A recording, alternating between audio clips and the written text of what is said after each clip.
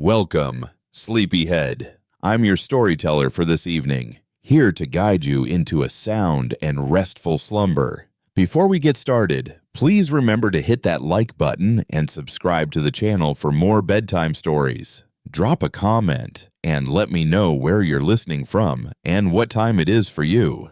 And if there's a particular story you're hoping to hear next, I'd definitely like to hear about it. That month is etched in my memory as if it happened just yesterday. The month it just wouldn't quit raining. Every single morning, without fail. The sky was this depressing, dull gray. The kind that felt like it was pressing down on you, suffocating you. The kind that could soak through your jacket before you even punched in for work. The roads glistened and shimmered under sheets of relentless water. Truck tires slicing and hissing through every puddle, and each and every puddle reflecting a world that felt exhausted and drowning. I'd been driving trucks for 15 years at that point, and rain had never really bothered me all that much before. But that particular month, that unending stretch of perpetually wet days, it just got under my skin. It was the kind of weather that can mess with your head if you stare at it for too long. I drove for Northline Logistics, which was based out of Henderson, Kentucky. A pretty small operation, maybe 20 of us out on the road. I mostly ran routes between Kentucky, Indiana, and Ohio. My buddy Cole usually headed out around the same time as I did, and sometimes we'd convoy part of the way together, grab coffee at the same stops, and just shoot the breeze over the CB radio. That particular morning, I was standing in the lot at about 4:30 a.m. The rain was hitting the brim of my cap when I noticed something that struck me as odd. Cole was walking across the lot with someone right beside him. They had their arms draped around each other's shoulders, like they were close friends. But something about the whole scene just looked off. The other guy was taller than Cole, and he was wearing this old tan raincoat with the hood pulled up, obscuring his face. The way they were moving was kind of slow, almost like they were dragging one foot. I shouted over to them, "Hey, Cole, you two going on a date in this mess, or what?" He didn't even bother to look up. He just kept walking toward the trucks at the far end of the lot. I remember feeling a little ticked off about it. Cole just wasn't the type to ignore you, especially not like that. But it was too early to really care that much, and I had a schedule to stick to. So I climbed up into my rig, my old Freightliner Cascadia, and I hit the highway. The rain followed me all the way to Louisville. A few days later, it was the same story. The rain was coming down sideways. The wipers were fighting for their lives just to keep up. I was about halfway to Evansville when my boss, Rick, called me. "Hey, Luke," he said, his voice tight. "Have you seen Cole this morning?" "No." "Why?" I asked him. "He didn't check in. Dispatch says his GPS pinged once on Route 41, then it just went dead. We just found his truck parked on the shoulder with the door wide open." "What the hell?" I said. "Yeah," Rick said. "No sign of him at all. The key's still in the ignition. His phone was on the seat." That news hit me hard in the gut. I pulled over at the next rest area. The rain was pounding on the roof of my cab like gunfire. Cole just wasn't the kind of guy to just up and walk off. He was dependable, boring even, but he was solid. Rick was pissed off, but I could tell he was mostly scared underneath. "You drivers have been acting strange lately," he barked into the phone. 2 weeks ago, Dale didn't show up for his morning run either. We found his truck locked, but empty, near the depot. Now Cole's gone. What the hell is going on out there?" I didn't have an answer for him. Just a knot that was tightening in my stomach. For the next few days, the mood around the yard was heavy, really heavy. Guys were talking less than usual. Nobody wanted to take the night shifts. Every crackle from the radio made people jump. Then the news came down that both Cole and Dale were officially missing. Their families hadn't heard a single thing from them. The police were investigating, but that didn't really mean much in small towns, especially when they didn't have any leads.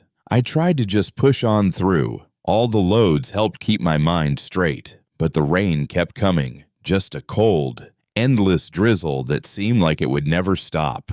One night, around 3:00 a.m., I was fueling up at this lonely truck stop off I-64. It was the kind of place that just feels completely forgotten. There was a payphone out front that was buzzing under a flickering light. When I went inside to grab a cup of coffee, the clerk and this old guy with a lazy eye were hanging around. The old guy muttered, "You're North Line, right? Wasn't that your buddy's truck out back last week?" I froze. "What do you mean?" I asked him. "White Peterbilt parked out there for a day and a half before the sheriff had it towed. Door was wide open. Rain was pouring in the cab." I nodded slowly. "That was Cole's." The old man looked uneasy. "Yeah, well, someone saw him that morning. Said he was talking to a guy in a tan coat. Thought it was weird because the dude didn't seem right in the head, just standing out in the rain like he couldn't even feel it." That made my blood run cold. I paid for my coffee and got the hell out of there. A week later, the rain finally eased up for a couple of days. I remember stepping outside and actually feeling sunlight on my face. It felt so strange. The air still smelled like wet earth, but there was color in the world again. The clouds parted like curtains. For a moment, it felt like maybe all that weirdness was over with. Then came the next storm.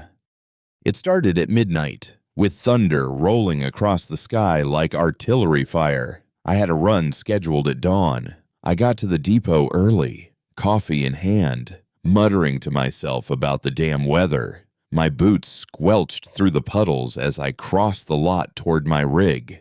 That's when I saw him. A man was standing near the fuel pumps, maybe 30 feet away. His head was tilted down, and the rain was just pouring off his hood. He was wearing a tan raincoat, the same one I'd seen that morning with Cole. He looked up at me slowly. His face was pale, and water was streaking down it like tears. I froze. "Hey," I shouted, stepping forward. You were with Cole that morning.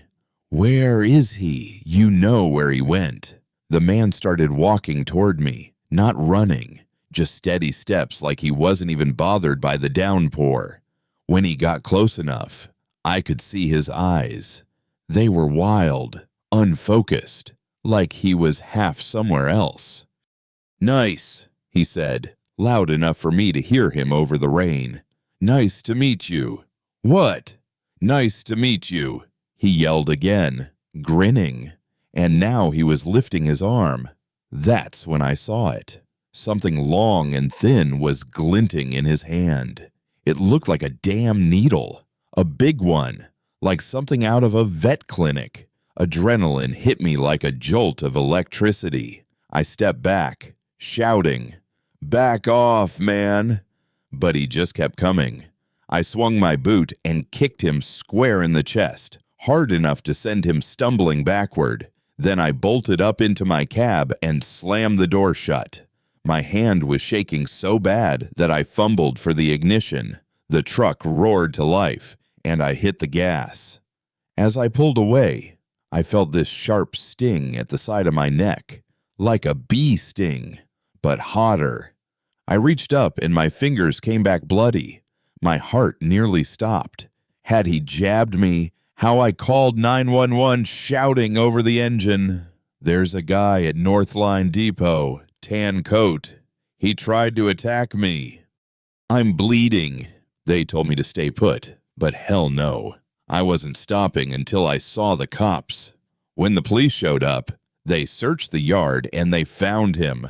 The man had crawled under one of the parked trailers, and he was still holding that long needle. He didn't fight back. He just smiled when they cuffed him. His name, they said later, was Jeremy Hollis. He lived about 10 miles outside of town in a rundown farmhouse. He used to be a welder for a construction company until an accident messed him up.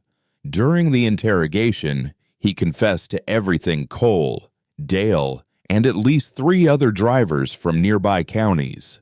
When the detectives asked him where they were, he said calmly, "They're at my house, in the basement." When they asked him why, he tilted his head and said, "You wouldn't understand. It's the rain. When it rains that long, I get strange." One of the cops told me later what else he'd said, and I'll never forget it. "When I was 10, it was raining like this." Me and my dad were driving behind a flatbed that was full of steel rebar. One of the bars slipped and went right through the windshield, right through my dad's chest. I saw it all. The sound it made, the way he just stopped breathing right there beside me. Now, when it rains, I see that again. I hear it. I need to go find trucks. I can't help it. The rain makes me remember. Then he slammed his hands on the table and started yelling, "Let's go, I'll show you, they're in my basement. You'll see what the rain does." When the police raided his farmhouse, they found the basement door padlocked. They broke it open. Inside, it reeked of mold, metal, and something else, something much worse. The walls were lined with rusted steel rebars that had been hammered into the concrete like trophies, and there, hung and nailed around them, were the missing drivers Cole, Dale, and others whose names I didn't even know. Their eyes were open. Their faces were pale, like they'd been posed. Jeremy had welded steel into the walls, said he was building something beautiful. He'd even kept their IDs and truck keys in a box that was labeled, "When it rains." I gave my statement to the cops. They said the puncture on my neck had just grazed the skin.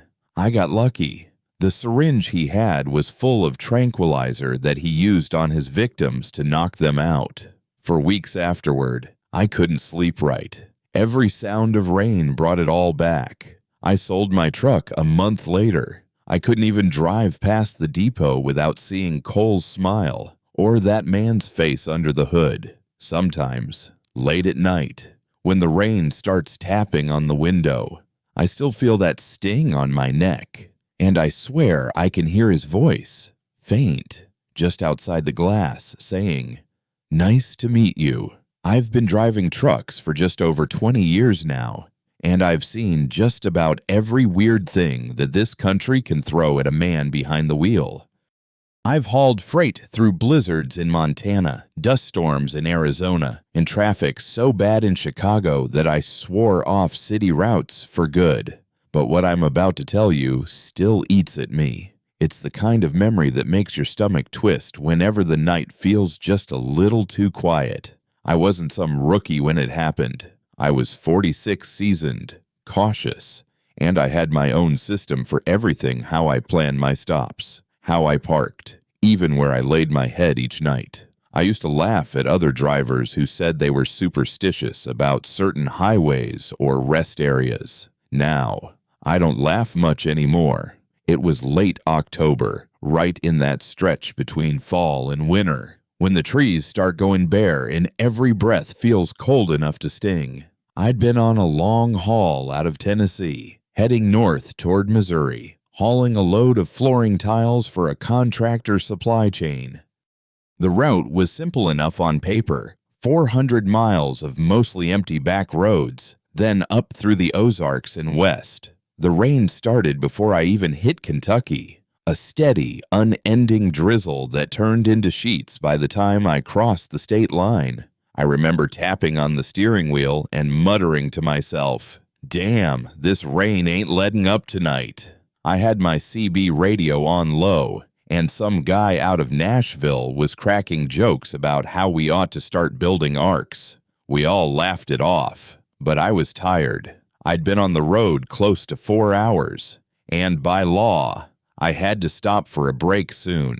I don't mess around with those rules anymore. One violation can take your license, and I'd worked too long and hard to lose it now. Trouble was, I was in the middle of nowhere. Thick forest on both sides, no lights, no exits, no rest stops. Just a narrow two-lane road cutting through what felt like an endless tunnel of trees. When the GPS showed a small turnout ahead, I figured I'd take it.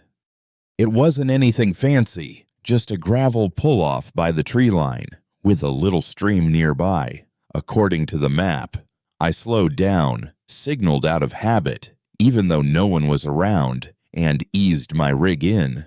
The spot was tight, but quiet. No streetlights, no other vehicles, just the sound of the rain hammering against the hood of my truck. I shut off the engine and listened to the metal ticking as it cooled. It was peaceful in that weird way that truck stops sometimes are, where your body's tired but your mind is still wired. I got out, stretched, grabbed my toothbrush, and splashed some water from the stream on my face to freshen up. The air was cold enough to make my breath fog up. The beam from my flashlight bounced off the truck's chrome, catching my reflection-tired eyes, gray stubble, a man who'd seen better days. Then I heard an engine in the distance. At first, I thought it was just another trucker passing through, but as the sound grew louder, I noticed something off. It was slowing down. The road curved just a few hundred feet from where I was parked, and soon, headlights spilled through the trees. It was a dark car, maybe a sedan. Its windows were tinted black. It crawled past me like it was sizing me up. I froze with my toothbrush still in my mouth. "Evening," I muttered under my breath, even though I knew they couldn't hear me. The car rolled by so slow, like real slow. My gut twisted. There's a certain kind of silence that you only get when something ain't right. That was it. When the car finally disappeared around the bend, I spat, tossed the toothbrush back into the cab, and locked both doors. Then, like any trucker who's been out on the road for too long, I looped the seatbelt through the door handle. It's just a little trick we all use for extra security. Inside, I drew the curtains, cracked open a can of chili from my cooler, and ate while scrolling through weather updates. Just rain, no storms, no warnings. After a while, my eyelids got heavy, and I turned in for the night. Sometime later, I don't know how long, I woke up to a noise. It wasn't thunder, and it wasn't the rain. It was footsteps. At first, I thought maybe it was just an animal, but the sound was too deliberate, slow, careful, circling the cab. My breath caught in my throat. Every muscle in me went tight. Then came a faint tap, right by the driver's door. I stayed dead still, straining to listen. Another tap, then a scrape. "Who's there?" I called out, my voice cracking from sleep and fear. Nothing. A few seconds later, bang! The whole truck shook. I jolted upright, my heart pounding, and the adrenaline hit me like a jolt of lightning. Another bang followed, harder this time, right against the door. "Hey, get the hell off my truck!" I yelled, snatching up my flashlight. Silence. Then a muffled laugh, low, dry, like someone was trying to hold it back. I could barely breathe. I flicked on the flashlight and pointed it at the windshield. Through the sliver between the curtains, I caught sight of a figure, tall, drenched from the rain, standing just inches from the glass. "Jesus," I whispered. He was wearing a black hoodie, with the hood drawn so low that I couldn't see his face. But what really got me was what he was holding, a long, curved knife, glinting in the beam of my flashlight. "Get away!" I shouted, fumbling for the keys. I jammed them into the ignition. The engine sputtered, coughed, and then stalled. Come on, don't do this to me," I hissed, slapping the wheel. Outside, he moved toward the driver's side. His boots crunched on the gravel, slow, deliberate, like he wanted me to hear every single step. Bang! He slammed his fist or something heavier right into the door. I ducked down, my heart hammering so loud that it drowned out the sound of the rain. "Buddy, I swear to God, I'll call the cops," I shouted again. He didn't answer. Instead, he started laughing, full-on hysterical laughter now, like a man who'd lost his mind. I turned the key again. This time, the engine roared to life. Through the glass, I saw his head snap toward the sound. I floored it, the tires spinning mud before gripping the road. As I pulled away, he ran alongside for a few seconds, impossibly fast, waving the knife and yelling something that I couldn't make out through the rain. Then he stopped, standing dead center of the road behind me, just staring. In the mirror, I could see him raise the knife and point it straight toward me before the darkness swallowed him. I didn't stop driving until daylight.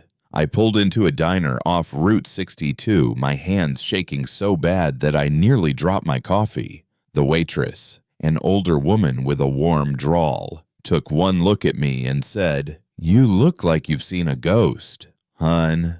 I almost laughed. Almost. Instead, I said, "Something like that." I tried to explain, but halfway through, I could see it in her eyes, that polite disbelief, that look that said, "He's tired. Poor guy is imagining things." I shut up, paid the bill, and left. That night, when I checked my rig, I saw the proof, a dent the size of a fist on the driver's door and a smear of something dark. Maybe it was mud, or maybe it was blood. Since that night, I plan every route down to the inch. I never sleep off the main road, and I always keep my sidearm close. Not because I want to use it, but because I know what's out there. Some folks say it's just people, junkies, thieves, crazies. But deep down, I don't think what I saw that night was just a man. He moved too fast, and his eyes, I can still see them, pale, almost white, wide with something that wasn't quite human, and his teeth. They were filed down, sharp, like he'd done it himself. Every time I hit that stretch of road, Black Hollow Road, they call it, I feel that same knot in my gut. The locals say that part of the road used to be where an old rest stop stood before it burned down decades ago. A drifter went berserk and killed a driver with a hammer and knife before vanishing into the woods. Sometimes, on rainy nights, they say he comes back. I used to think stories like that were just trucker campfire tales. Now, I keep my curtains open just enough to see the road when I park. And I sleep light, with one ear open, because if I ever see that black sedan again, slowing down by my rig, I'm not staying around to find out who's inside. I've been driving trucks for almost 23 years now, and if there's one thing that I've learned from the road, it's that silence can drive a man crazy. And I'm not talking about the good kind of silence either. I'm talking about the kind that eats away at your thoughts until you start talking to yourself just to prove that you still exist. That night started just like any other. I was parked at a dusty fuel stop off Highway 287 somewhere outside of Amarillo, Texas. The neon lights flickered, casting a sickly green tint over the asphalt. My thermos was half empty, and the coffee had long gone cold. I'd just finished a run hauling steel pipes up from Laredo, and I was planning on getting a few hours of sleep before heading back south. But plans don't really mean much in this job. That's when my phone buzzed. I glanced down at the screen, unknown number. Normally, I'd just ignore something like that, but something made me swipe to answer it anyway. A man's voice came through, low, filtered, like he was speaking through one of those old tape recorders. "Is this Ryder Briggs?" "Who's asking?" I said, rubbing the tiredness from my eyes. "Someone who pays well. I've heard you don't ask too many questions." That got my attention. Truckers like me live off word-of-mouth jobs. And when someone talks like that, it usually means cash under the table. Depends on what you're asking me to do. A delivery, just one item. You'll get the pickup address by text. No paperwork. No manifest. Just drive it to where I tell you. You'll be paid in full. Half up front. There was a pause, and then a ping. My banking app showed a deposit of $4,000. You're not screwing around, huh? I muttered. I don't screw around. Ryder, I need discretion. No police. No questions. Do this right, and there will be plenty more work. The call ended. I stared down at my phone for a moment, wondering what kind of idiot just throws $4,000 at a stranger, but I wasn't exactly in a position to argue. The rent was late. The truck payment was nipping at my heels, and I'd been living mostly on diner food and caffeine for weeks. The text came seconds later, an address in a small town called Tucker's Bend, a couple of hours to the east. I started up the engine. The drive there was uneventful, except for the wind. It howled across the plains, slapping against my side mirrors like invisible hands. By the time I rolled into Tucker's Bend, the town looked half dead. One main street, a few shuttered shops, and a diner that looked like it hadn't changed since the 70s. The pickup spot was an old storage yard fenced in with rusted chain links. A single floodlight flickered overhead, buzzing like a dying insect. A man waited there, tall, wearing a heavy coat and a cap pulled low. His face was hidden in shadow. "You Briggs?" he asked. "Yeah," I said. "You the one who called?" He didn't answer. He just nodded toward the back of a covered trailer. Inside, there was a large wooden crate, about 6 feet tall, reinforced with metal corners. It looked old, older than both of us. "Load it up carefully," he said, "and don't open it." "What's in there?" I asked. He hesitated for a moment before saying, "Something valuable. Antiques," he said with a faint smile. "You could say that." I felt uneasy, but the man handed me a small envelope with another $2,000 in cash. He watched as I backed up my rig and used the lift to get the crate inside. Once it was secured, I turned back around, but the man was already gone, swallowed up by the fog that was creeping in from the fields. By midnight, I was back on the road. The directions he gave me were strange, winding through back highways that barely showed up on the GPS. "Avoid way stations," one text said. "Stay off the main routes." That's when I realized something. Whoever this employer was, he didn't want the law seeing what I was carrying. Still, I told myself it's just another shady job. Truckers like me get those sometimes, but around 200 things started to feel off. The crate, tied down tight with straps, made a sound like a faint knock, then another thump. Thump, thump. I turned down the radio, frowning. What the hell? I pulled over to the side of the road, the tires crunching over the gravel. The wind outside was cold enough to sting. I climbed out, flashlight in hand, and went around to the back. The trailer was dark, silent, just my breathing and the hum of the engine. "Probably just shifting weight," I muttered, though I didn't quite believe it. When I aimed the flashlight at the crate, I noticed something strange, a fresh crack along one of the wooden panels, like something had pushed against it from the inside. "Damn," I whispered, running my hand over. "That wasn't there before." I took a step back, suddenly feeling how eerily quiet the night had become. And then, clear as a bell, I heard it. "Let me out." I froze solid. The voice was muffled and hoarse, like someone talking through thick wood. "Please let me out." My throat went bone dry. "Hello, is someone in there?" I called out, feeling like an idiot the second the words left my mouth. No answer, just another weak thump. I stumbled back to my cab, threw myself inside, and locked the door. My hands were shaking so badly I could barely hold them still. I tried to tell myself it was just my imagination playing tricks on me. Maybe it was just the sound of air escaping from old, weathered boards. But deep down, I knew I'd heard a human voice trapped inside that crate. Morning arrived gray and bitter cold. I hadn't slept a wink. The crate remained silent, undisturbed. Around noon, my phone buzzed again.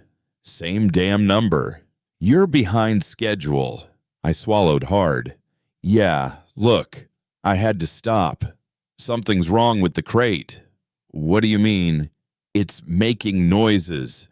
Man, like something's inside." Dead silence. Then, "Do not open it." "You didn't answer my question, but," I said, my voice trembling despite my best efforts. "Is there someone in there? If you value your life, do not open that crate. Deliver it by tonight. No stops." The call ended abruptly. I just stared at the phone in my hand, my heart pounding like a drum gone wild. What the hell had I gotten myself into? By dusk, I was halfway through Oklahoma. My stomach was churning with a toxic mix of caffeine and pure, unadulterated nerves. I kept glancing in the rear-view mirror, half expecting something to crawl out from the back of the trailer. The radio kept me company for a while, until it didn't anymore. Around 8:00 p.m., static swallowed every station, leaving only a faint, eerie whispering underneath, like voices buried deep under a blanket of snow. And then the knocking started again, louder this time. Thump, thump, thump. "God damn it," I yelled, slamming my fist against the steering wheel. "What do you want?" A sound answered me. Not words, but laughter. Faint, raspy, and utterly wrong. I slammed on the brakes and skidded onto the shoulder, shaking like a leaf. Nope, nope, I'm done. I jumped out of the cab, went around to the back of the trailer, and yanked the latch open. My flashlight trembled in my hand as I aimed it toward the crate. The wood was moving. I swear to God, it was breathing, rising and falling like a chest drawing air. "You promised you'd deliver me," the voice whispered. I stumbled backward, my heart slamming against my ribs. "Who the hell are you?" "You're the last one. Rider. The last driver." Then the wood split open with a sickening crack, like something was clawing its way out from the inside. I didn't wait to see what it was. I bolted, sprinting back to the cab, flooring the gas pedal so hard the tires screamed in protest. I drove blind, the headlights carving a path through the pitch-black night. Every few seconds, I glanced at the mirrors. Nothing, but I could feel it. Something was still back there, in the trailer. Hours passed in a blur. I don't even remember crossing state lines. I barely remember the turns. My body just drove, like I wasn't even in control anymore. Then the voice came again, inside my head this time. "Keep driving. You're doing so well." My vision blurred at the edges. The road stretched and twisted like rubber. The rumble of my engine grew into a deafening roar that felt almost alive. My hands were shaking so badly I could barely hold on to the wheel. "Stop. Stop talking to me," I muttered, gripping my head with both hands. "Don't stop the truck. If you stop, they'll find you." "Who them?" Then, like a switch flipped, red and blue lights filled my mirrors. Police. Sirens wailed behind me, growing louder with each passing second. "Oh, no, no, no," I whispered. "Not now." "They'll destroy me," the voice hissed. "Drive, Ryder." I should have pulled over. I wanted to pull over, but my foot pressed harder on the gas like it wasn't even mine anymore. The truck screamed past 90 to 100 miles per hour. The cops were right behind me, gaining ground. Over the radio, I heard the dispatcher yelling, "Driver of the blue Kenworth, pull over immediately. You're endangering lives." "I'm trying," I shouted, tears burning my eyes. "I can't." The steering wheel jerked on its own, pulling hard to the left. My body locked up, every muscle tensed like I was being controlled by puppet strings. "We're almost there," the voice said, softer now. "Almost home." Through the windshield, I saw flashing barricades, smoke, and the shimmering edge of a cliff looming ahead. "Please," I whispered, "don't make me do this." The truck veered off the road. I woke up in a hospital bed 3 days later, bandaged, bruised, but alive. They told me 23 people were injured in the crash. 2 didn't make it. My rig had torn through the barricades and plunged partway down the ravine before finally catching fire. But here's the thing that made my blood run cold. When they found the trailer, it was empty. No crate, no debris that matched it, not even ashes. When the sheriff came to question me, I told him everything. The phone call, the man at the yard, the voice in the box. He just looked at me with that cop look that says, "You're full of it, but I'll pretend to listen." "There's no record of any call, Mr. Briggs," he said. "And your bank transfer, it's gone. No trace." I tried to explain again, but my voice cracked. I sounded insane, even to myself. When they finally discharged me from the hospital, I drove straight back to Amarillo, back to that same gas station where it all began. The place looks smaller now, quieter, almost ordinary. I sat there for a long time, watching the road disappear into the night. Every truck that passed made my skin crawl, and then, just as I was about to start the engine, my phone buzzed. Unknown number. My heart stopped. I hesitated, then answered. "Good work, Ryder," the distorted voice said. "The delivery is complete. You'll be contacted again soon." My throat was dry. "Who the hell are you? You'll know me when you see me." Click. The line went dead. I sat there in silence, my reflection staring back at me through the cracked windshield.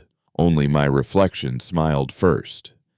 I've been a long-haul trucker for over 20 years now, and I've seen my fair share of strange things out on the road, from UFO chasers in the Nevada desert to meth heads wandering across the freeway like zombies. But nothing, and I mean absolutely nothing, ever shook me like what happened one summer night driving eastbound on Route 84. Back then, I was running loads for a small outfit out of Amarillo, Texas.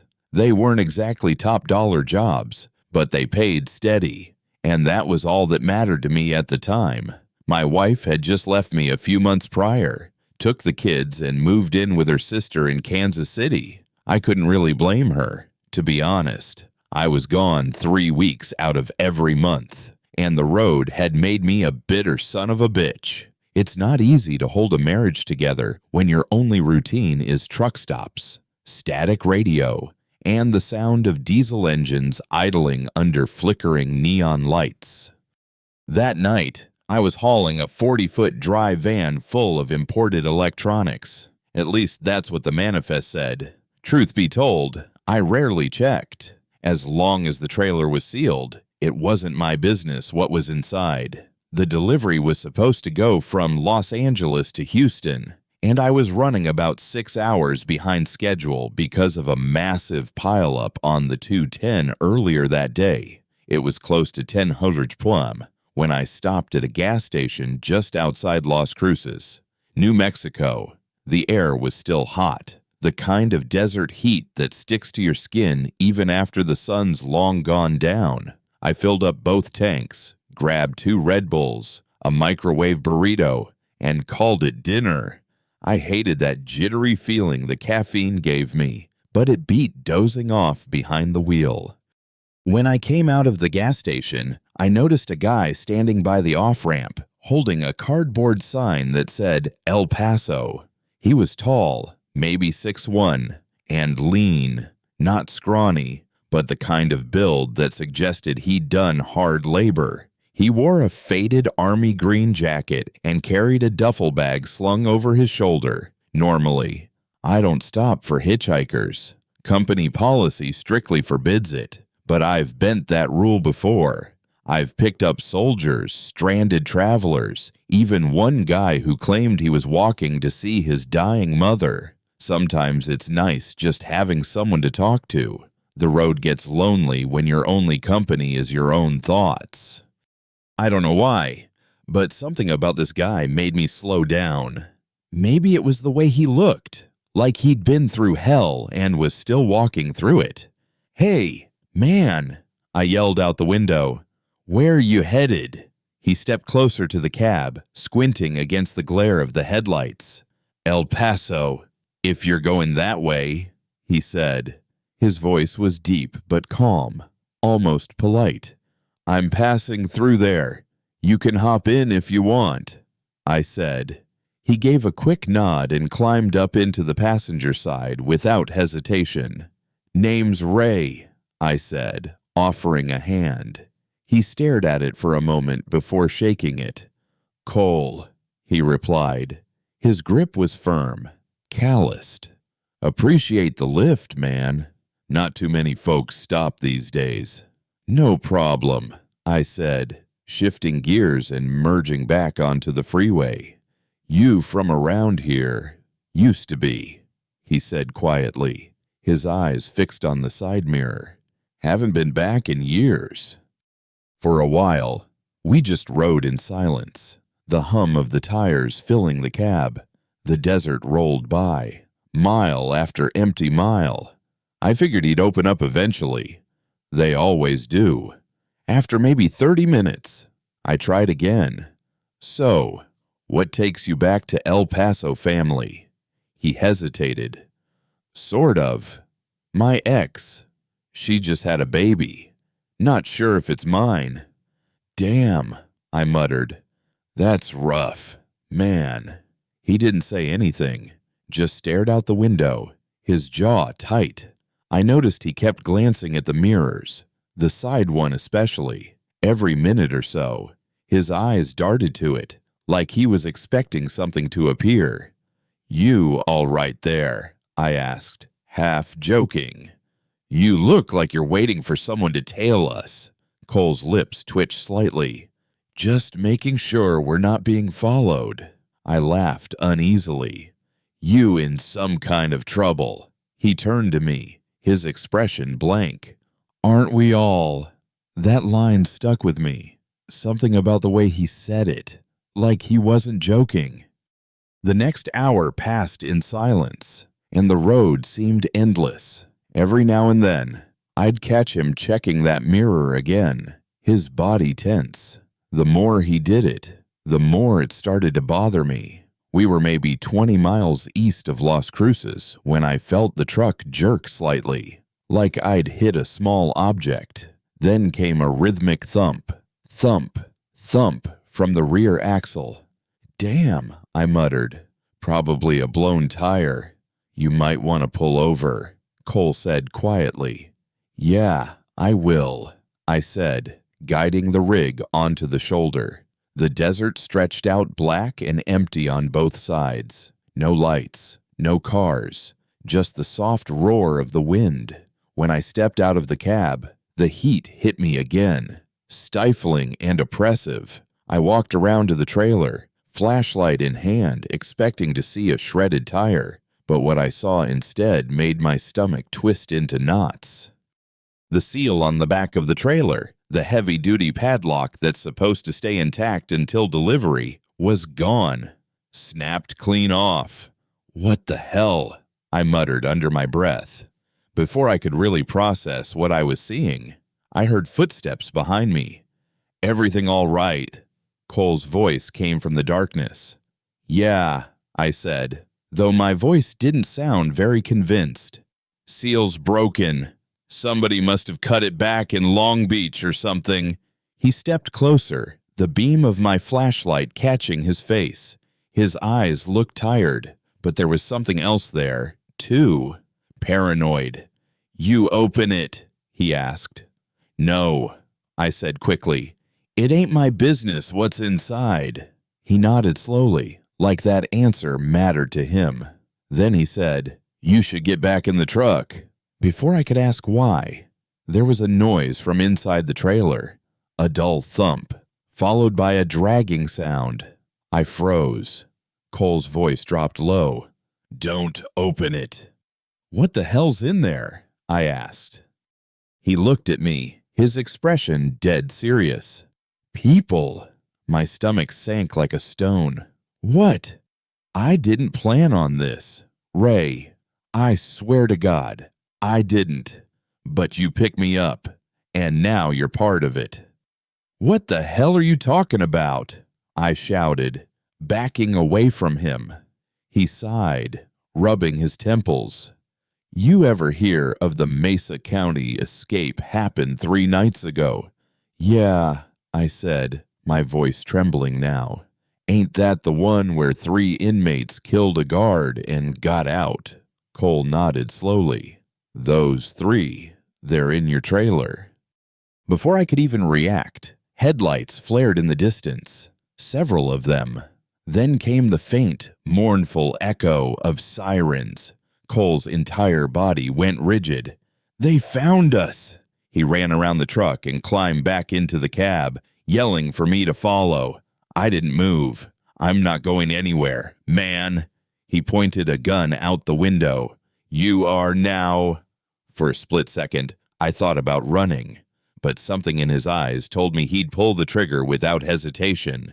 So, I got in. He slammed the truck into gear and floored it. The sirens were getting closer now, the red and blue lights flickering wildly in the side mirrors.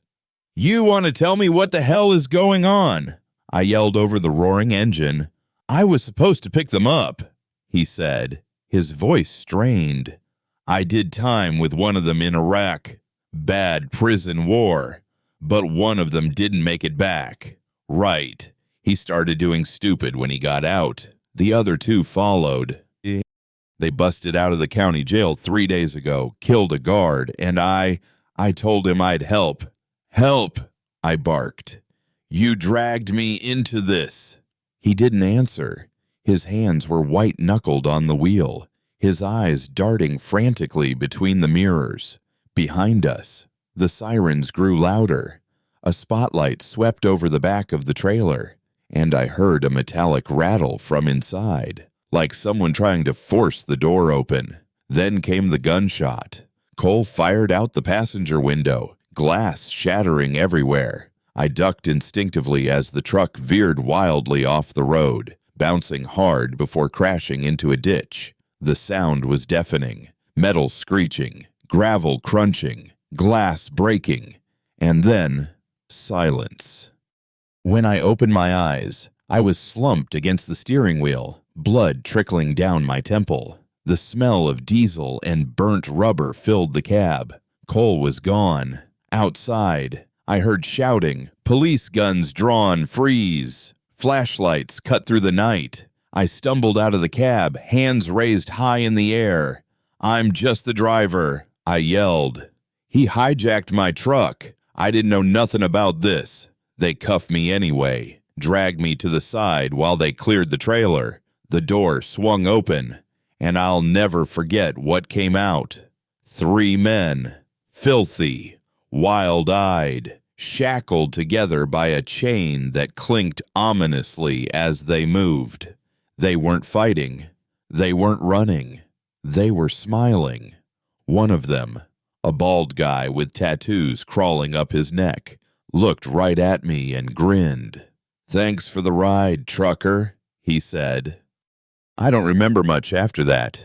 They said Cole was killed in the crash. 2 of the convicts were shot dead at the scene.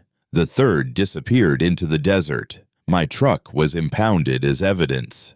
When they finally let me go, one of the officers handed me back my license. "You didn't do anything wrong," he said, "but maybe next time, take a look at the signs before you pick someone up." On my drive back to Amarillo, I saw one of those signs myself, weathered and rusted, half buried in the sand. "State prison area. Do not pick up hitchhikers."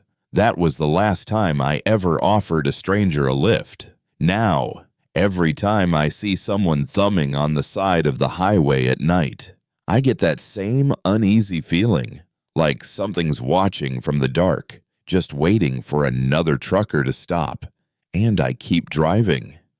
I've been on the road for over 15 years now, and let me tell you, trucking will either make you a poet or a paranoid bastard. Long nights, empty highways, and too much time to think can mess with your head. I haul freight across the Pacific Northwest now, mostly between Oregon and British Columbia. It's a route I could drive blindfolded, though I wouldn't recommend it. That night, I was hauling a load of machine parts from Eugene up to Prince George. Nothing special. I had the radio on low, coffee lukewarm, and the road all to myself. I'd been driving since morning, planning to shut down at a rest stop near a small town called Fairvale, but I missed the damn exit. My GPS glitched out, and before I knew it, I was pushing another 40 miles with a bladder ready to burst. The highway had gone dead quiet. No taillights, no oncoming headlights, not even a distant rig. Just me and the Rockies cutting black shapes against the horizon. The only sounds were the hum of my tires and the occasional pop of radio static. It wasn't unusual, but something about that night felt off. I finally gave in and pulled over onto a narrow shoulder where the road curved around a steep hill. I left my hazards on, climbed out, and stretched until my spine cracked. My back screamed from 10 hours of driving. The cold hit my face sharp and damp. I walked toward the tree line to take a leak. The pines there were tall, packed so close together it looked like the forest had swallowed the moonlight whole. When I was done, I pulled out a cigarette, lit up, and took a slow drag. The kind of drag that feels like it's grounding you in place. That's when I noticed movement between the trees. At first, I figured it was a deer, the way it darted low and fast. But the motion didn't feel right, too erratic. I squinted through the smoke, and that's when I saw him. A man stepped out from the dark woods, tall, thin, wearing a hooded jacket and jeans. The way he moved made my stomach twist, like his limbs didn't quite belong to him. "Hey," I called out, trying to sound casual. "You all right, man?" He didn't respond. Just kept walking toward the shoulder, slow and steady. No car, no flashlight, no reason to be there. My gut screamed at me to get back in the truck, so I did. I climbed in, locked the doors, and kept my eyes glued on him. He stopped maybe 5 feet from the passenger window. The hood cast a shadow over most of his face, but I could see his eyes, wide, hollow, reflecting the red blink of my hazard lights. He lifted one hand and tapped on the glass. 3 slow knocks. Knock, knock, knock. My pulse jumped. I leaned toward the window, rolling it down just an inch. "Yeah, what's going on?" He spoke in a voice that sounded dry and cracked, like he hadn't used it in days. I need you to call the police." "Okay," I said slowly. "What's wrong? You hurt." He shook his head, and that's when I saw the knife in his hand, a small folding blade glinting under the truck's lights. "Whoa, hey, easy," I said, raising my hands. "Put that down, man." He didn't even seem to notice I'd spoken. He lifted the knife and started scratching the side of his own head with it, not deep, just dragging the tip lightly against his scalp. I was going to kill myself," he muttered. "Walked out here to do it, but then I saw my girls' faces. I couldn't go through with it." His voice broke on that last part.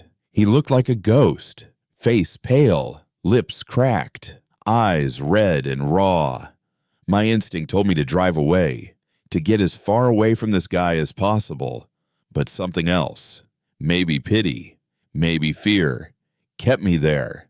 I fumbled for my phone. "I'll call for help." "All right, just stay right there." He didn't move, just stood by the window, tears cutting tracks down his dirty cheeks. I called 911, explaining everything as calmly as I could. The operator told me to stay in the cab until officers arrived. I tried talking to him while we waited. "What's your name?" He hesitated. "Caleb." "All right, Caleb, I'm Jack," I said, keeping my tone steady. "You're doing good, man. Just put that knife down." "Yeah, we'll get you help." He looked confused, like he didn't understand the words. Then, slowly, he crouched and set the knife on the ground. "You got kids, Jack?"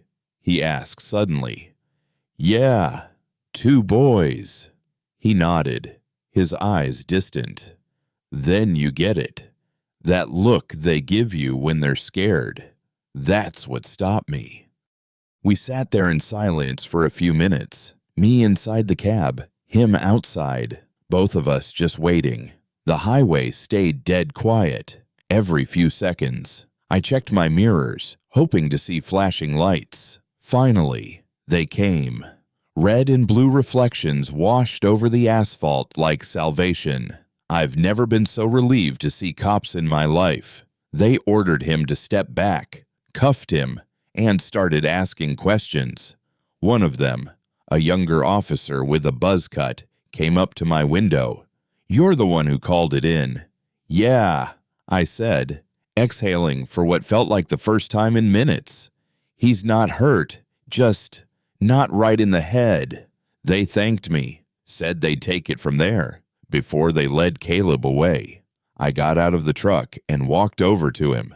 The wind cut right through my jacket, but I didn't care. "Hey," I called out. He turned his head barely. "You walked out of those woods. Man, that means something.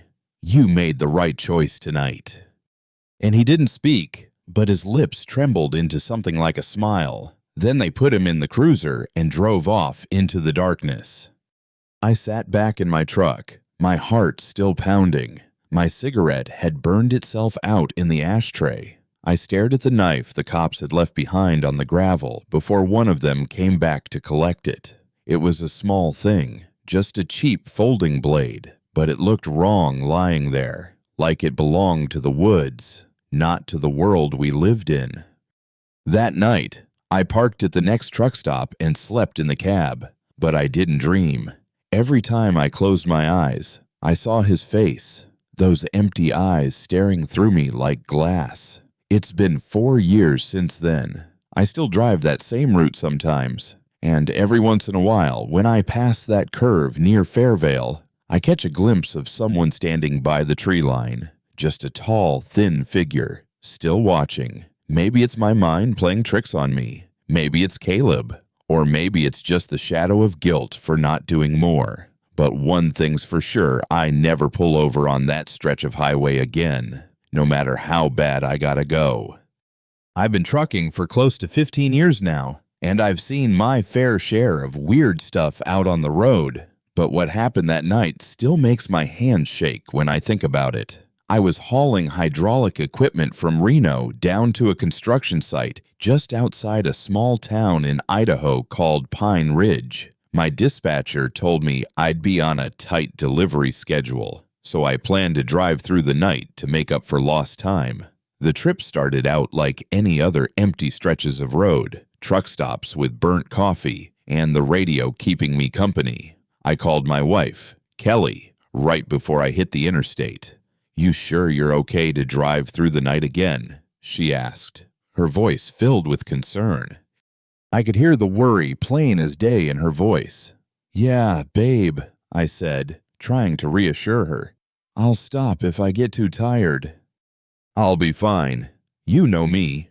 She sighed, that familiar exasperated tone in her voice. "You always say that. Just promise me you'll pull over if something feels off, okay?" "I promise," I said. "Now go to bed before you start nagging." She laughed softly, a sound that always made me smile. "Be safe, Jay." That laugh lingered in my mind longer than I realized it would. After about 4 hours on the road, a light rain started to fall. Just a drizzle at first, then heavy enough to make the wipers squeal against the windshield. The sky lit up every few seconds, jagged lightning ripping through the dark clouds. The roads up near Pine Ridge aren't exactly forgiving, especially at night. No streetlights, no shoulder to speak of, just endless blackness and the constant hiss of the rain against the asphalt. By the time I got off the main highway, it was close to midnight. My eyes felt heavy, and my back felt like it was full of rocks. I figured I'd find a spot to park for the night, get a few hours of sleep, and start again before sunrise. I found a dirt clearing off to the side of a back road. It wasn't an official rest area, but it looked safe enough. There was a big old oak tree nearby, its branches stretching out like arms reaching for the sky. I parked under it, killed the engine, and leaned back with a sigh of relief. I pulled out a sandwich Kelly had made for me, cold turkey and mustard on white bread. It tasted like home. The rain had stopped by then, but a sharp wind had started blowing.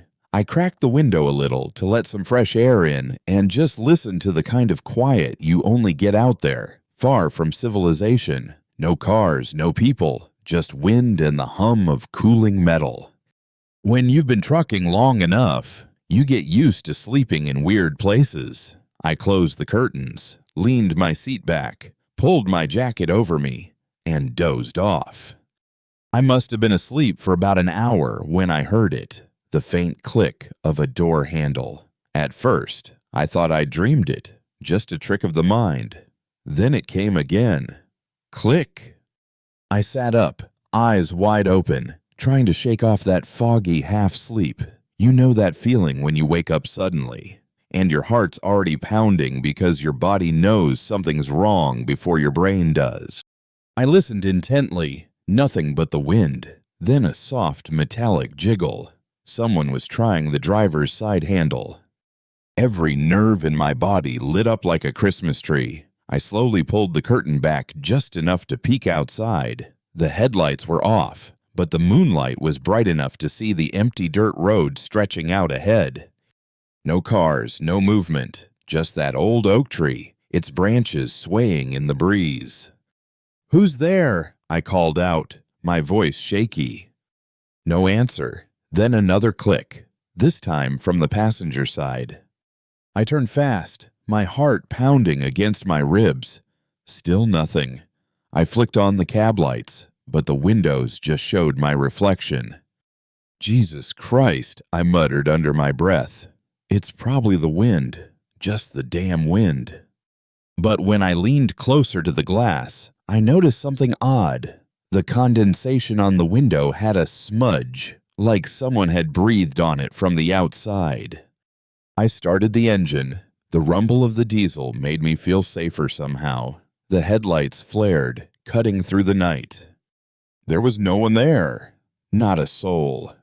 I shut the engine off and sat in silence for a while, trying to calm down. My nerves were shot, but I told myself to stop acting crazy.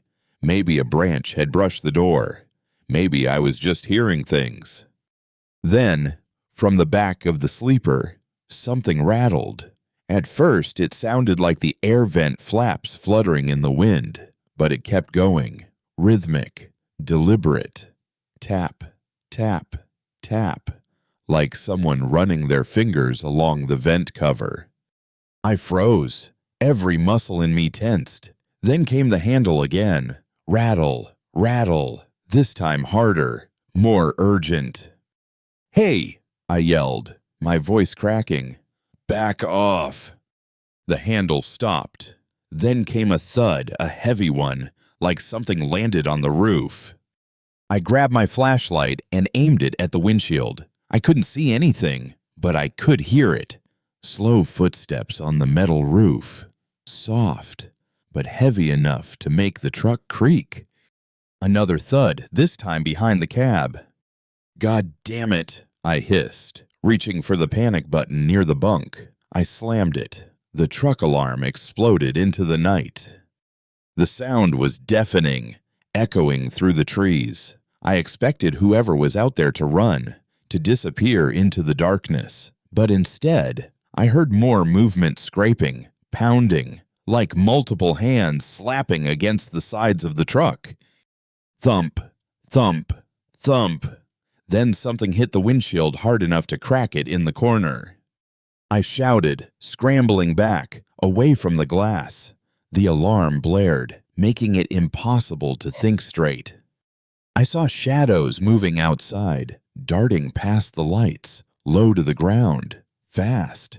Not running like people, more like crawling. The suspension hissed like something was climbing up the frame. The metal popped and groaned under the weight. Then silence.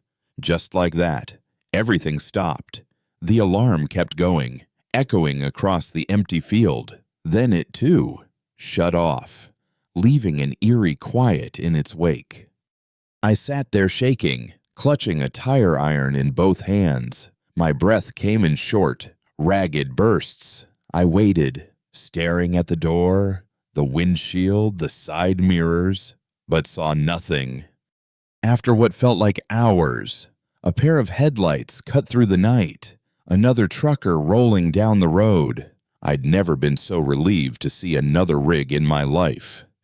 I didn't sleep after that. I kept the engine running and waited for daylight, gripping that tire iron tighter every few minutes, expecting the sound to come back. When the first rays of sunlight finally appeared, I got out, hesitantly. The dirt was still wet from the rain, but the ground around my truck looked wrong. There were smears, dark ones, across the metal panels. I walked closer and my stomach dropped. It was blood. Long streaks of it ran down the sides and on the windows. Tiny handprints, not adult-sized, not even teenager-sized, child-sized, were smeared across the metal. Some had half slid down the glass, like whoever made them was dragging their hands as they fell. I walked a few feet out, scanning the ground for footprints or tire tracks, anything to explain what I'd experienced. But there was nothing, just dirt, dry and undisturbed, no sign that anyone had ever been there. I stood there for a long time, feeling the wind brush past me, trying to make sense of it all. Then I cleaned the glass and wiped off the blood before anyone else drove by. When I finally got back in the cab, I noticed something new inside the windshield crack, like streaks on the inside of the glass. I leaned closer, squinting. There were more prints, small, greasy handprints on the inside. I drove the rest of the way without stopping once. That night, when I called Kelly, she said my voice sounded different, shaky, distant. I didn't tell her what had happened. I just said the delivery went fine and that I'd be home in a couple of days. But every night since, when I park the truck and shut off the engine, I swear I can hear it again. The faint rattle of a door handle, polite at first, then insistent. And sometimes, if I look at the windshield too long, I still see those tiny smudged handprints glowing faintly in the dark. I've been a trucker for 15 years, give or take, seen every kind of night America can throw at you, from quiet stretches of desert road where the sky feels endless to the thick pine highways where your headlights only reach as far as your nerves can handle. But nothing, and I mean nothing, prepared me for what happened last winter on Route 191 in northern Arizona. Back then, I was running long hauls for a freight company out of Flagstaff, mostly machine parts, tools, and packaged goods for small towns and reservation stops. Pay was decent. Hours brutal. But that's trucking. It's in your blood, or it ain't. My wife Kayla used to say I'd be happier sleeping in that rig than in our own bed. She wasn't wrong. I like the road, the solitude, the hum of the engine, the quiet when you're miles from anyone else. Out there, you learn to live with silence. But sometimes, silence listens back. It was early January. Snow had just started falling across the high desert, light enough to stick on the edges of the road, but not enough to slow traffic. I had a delivery run to make to a construction site in Utah, the same route I'd done dozens of times before. I left the yard around 800 p.m., got fuel in Winslow, and figured I'd make it past Mexican Hat before catching some sleep. I was a few hours in when the CB started crackling. "You still out there, Boone?" That was Ray, another driver who ran the same loop as me. "Yeah," I answered. "Coming up on the 191. Wind's picking up, but it's clear so far." "You be careful through that stretch near Comb Ridge. Heard some folks been seeing weird stuff out there." "Weird stuff?" I asked, a little skeptical. "Kid on the road. Folks say they've seen him standing dead center of the lane, middle of the damn night." I laughed. "You serious?" "Dead serious. Couple of drivers swerved because they thought it was real. Cops checked, said there wasn't any kid, no tracks, no prints, nothing." I brushed it off. "You hear stories all the time out here. Phantom hitchhikers, ghost cars, lights in the sky. Truckers love their tales. Keeps them awake." But later that night, I'd wish I'd listened. Around 2:45 a.m., I was rolling through a lonely patch just south of Bluff, Utah. The snow had stopped, and the moonlight gave the desert that pale, silver glow. My coffee was lukewarm, my eyelids heavy. I turned on some old Johnny Cash to keep myself company. That's when I saw him. A small figure standing in the middle of the lane, red hoodie, head down, facing my truck. My heart damn near jumped out of my chest. I slammed on the brakes, tires screeching across the thin sheet of snow. The whole rig shuddered. When I came to a full stop, my headlights framed the kid dead center. He couldn't have been more than 6 years old. "Jesus Christ," I muttered, grabbing my flashlight and stepping down from the cab. "Hey, kid, you okay? You hurt." He didn't move. I took a few careful steps closer. The wind cut sharp against my face. My boots crunched in the snow, echoing too loud in the empty dark. I was about 20 feet away when I realized something was off. The snow around him was untouched. No footprints, no tracks leading to him or away. And then he was gone. I blinked, looked around, even checked under the trailer. Nothing, just empty road. "Must be the damn fatigue," I whispered to myself, climbed back in, shut the door, and locked it. But the shaking in my hands didn't stop for a while. Next morning, I rolled into a diner truck stop just outside of Blanding. The place was mostly empty except for 2 other rigs and a waitress who looked like she'd been up since the Reagan era. She poured me coffee and smiled tiredly. "You look like hell, honey." "Didn't sleep much," I said, staring at the steam rising from the cup. "Listen, you ever hear about some kid out there on the 191 red hoodie?" Her smile vanished. She glanced toward the window, like she was checking to make sure no one else was listening. "You saw him too, didn't you?" I froze. "Others have." She nodded slowly. "Couple of drivers been talking. Said a little boy's been showing up near the ridge since that accident last year." "What accident?" I asked, my voice barely above a whisper. She sighed, wiping her hands on a rag. "Family in a minivan slid off the road during a snowstorm. Rolled down the embankment. They didn't make it. Cops said they found the father, the mother, but not the boy. Missing. Never found his body, she said quietly. Some say he's still trying to find his folks. I didn't say anything, just stared into my coffee until it went cold. 3 days later, I tried to shake it off, told myself I'd imagined the whole damn thing. Maybe I'd zoned out. Maybe a trick of the lights. But deep down, I knew better. 3 nights later, I was back on the same stretch, this time hauling a heavier load with the snow coming down thicker. I kept the radio low, trying to stay calm. My headlights barely pierced the white curtain in front of me. Around 300 a.m., I passed the same area where I'd seen the kid. My stomach tightened. The wind was howling now, like it carried whispers through the canyon walls. That's when my radio hissed. Boone, you there? Then static. Don't stop. I grabbed the mic. Who's this? Ray, that you? No response. Just the low hum of static that started to sound almost like breathing. Then something tapped against my driver's side door. 1, 2, 3 slow taps.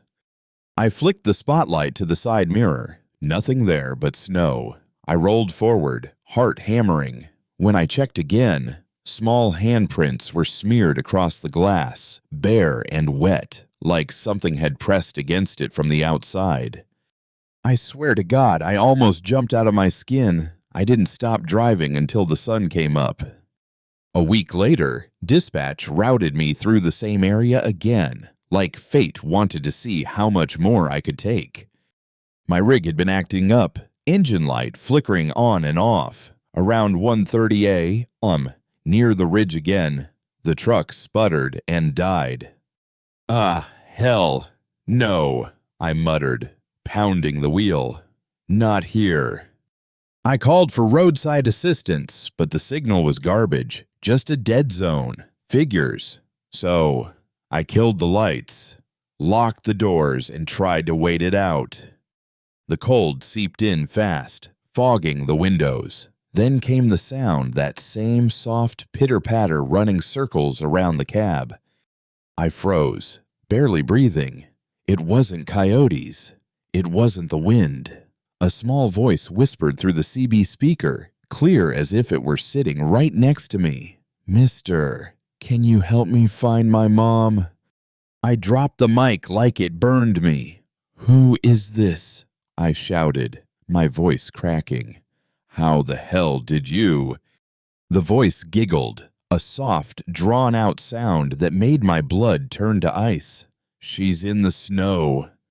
I flicked the lights on. The windshield fog cleared just enough for me to see. And there he was, the kid in the red hoodie, standing right in front of the truck, looking up at me. I reached for the ignition. The key turned, and the engine roared back to life on the first try. I didn't think. I just gunned it, drove until the road curved, and the ridge disappeared in the rearview mirror. Only then did I see the tiny handprint on the inside of my windshield. I didn't tell dispatch, didn't tell Kayla, just said the truck needed maintenance. Spent 3 days at home pretending like everything was fine, but I couldn't sleep. Every time I closed my eyes, I saw that red hoodie, that pale face staring through the glass. A few days later, Ray called me. Boone, you heard what happened to Jenkins. No, what? I asked, dread building in my stomach. He was on that same route, found his rig pulled over, engine still running, no sign of him, door open, tracks leading out into the snow. Little ones, too. I didn't say a word, just listened as Ray's voice broke. They said they found the boy's footprints next to his, but they stopped after 20 feet. I tried to quit after that, told Kayla I was done with trucking, started applying for warehouse gigs, but the bills piled up faster than the courage to move on. So, when dispatch called asking for one last emergency delivery, same Utah route, I said yes. Figured facing it head-on might end whatever the hell had started. I left at sunset. The sky bled orange over the desert. Every mile closer made my stomach twist. When I hit the ridge, snow began falling again, just like before. The radio stayed silent. No static, no voices, just the hum of the tires and the storm. Then, out of nowhere, the interior lights flickered. My dashboard glitched, speedometer spiking, radio flashing numbers that made no sense. I slowed down, peering ahead. Through the snow, I saw a small shape walking along the shoulder. The red hoodie. This time, I didn't stop. I couldn't. But as I passed, my headlights caught his face. Pale, hollow eyes staring right at me. He lifted his hand slowly, pointing up toward the ridge. I followed the direction with my eyes and saw something I'll never forget. A rusted minivan half buried in snow, its windshield shattered, the driver's door still open. My breath caught in my throat. The wreck was real. I pulled over, shaking, grabbed my flashlight, and climbed the embankment. The van was old. Registration from last year. I brushed away the snow from the rear window. Inside were faded children's toys, a car seat, and a small, tattered red hoodie. Right then, the wind picked up. I heard footsteps behind me. Light, quick, like a child's. I turned around. Nothing, just my own tracks. Then a voice whispered right next to my ear. "Thank you." The air went still. My flashlight flickered and died. When I looked back at the van, the red hoodie was gone. They finally towed that wreck out a week later. The sheriff said it matched the missing family's van from the year before. The boy's body was never recovered. I haven't seen him since that night, but sometimes, when I'm running the late shift in another state, I'll catch a flash of red in my mirror just for a second, like he's saying hello. I still drive, not for the money anymore, maybe out of habit, maybe out of guilt. And every time I see a kid standing by the road, I slow down just in case because some passengers never really get off the highway. I've been on the road for close to 15 years now, and I've seen my fair share of weird things. Folks always assume truckers make up stories just to pass the time at truck stops. But I'm telling you straight, what I saw that night still makes my stomach turn whenever I drive through the desert after dark. Back then in 2017, I was working for a small freight company out of New Mexico. Nothing fancy, just me, my rig, and a bunch of contracts hauling whatever needed moving between states. That week, I was running a late-night haul through the stretch of desert between Lordsburg, New Mexico, and Globe, Arizona. Anyone who's driven that route knows how empty it gets once you're past the last gas station. Just sand, scrub, and a whole lot of nothing. I was hauling home appliances for a regional store chain, washers, dryers, refrigerators, nothing hazardous. The kind of load that rattles just enough to keep you awake if you're lucky. I wasn't so lucky that night. I'd been awake nearly 20 hours, living off gas station coffee and beef jerky, the kind of tired where your mind starts to blur the lines between real and imagined. My headlights were dim as hell. I'd been putting off replacing them for weeks. Normally, it wasn't a big deal with some highway traffic around, but that night, it was pitch black in every direction. I remember saying out loud, "Damn, feels like I'm driving through the void," and chuckling to myself just to break the silence. The CB was quiet, no chatter from other drivers, no taillights, no stars, just me in the dark. About an hour before sunrise, I started thinking about pulling over for a nap. I had a rest stop marked on my GPS about 20 miles ahead, but I didn't know if I'd make it that far. My eyes burned, and I could feel myself zoning out.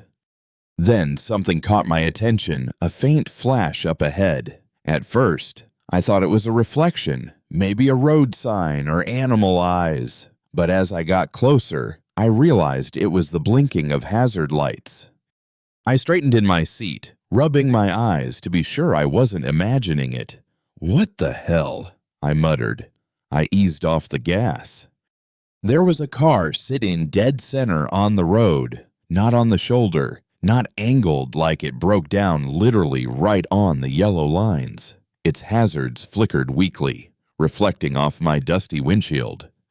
The weirdest part was the passenger door hanging wide open. I hit the brakes hard, and the tires screamed against the asphalt. The truck came to a stop barely a foot from the back of the car. My heart was pounding.